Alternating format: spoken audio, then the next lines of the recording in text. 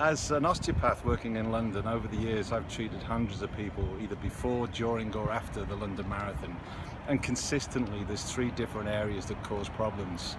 One's the hip flexor, the other is the knee, and the other is the foot, and I'd like to take you through things that you can do for each of the three areas.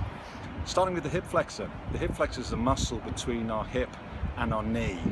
It tends to have the quadriceps involved in it, and it has something called the psoas muscle.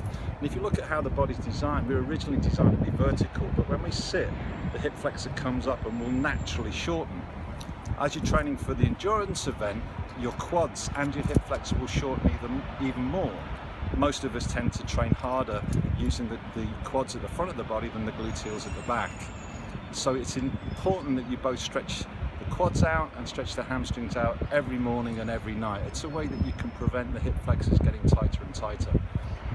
The other thing that a lot of us suffer from is, as we get older, a flat foot. And I would say that it's important before you start to get involved in any endurance event in regards to just running, is to go to a reputable shop where you're getting somebody to look at your foot posture on a treadmill. Typically, most of us tend to get a flat foot and the foot tends to roll over. That puts the weight down the inside of the knee and can cause something called plantar fasciitis, which is where the underside of your foot starts to get tender. Things like foot arches can help.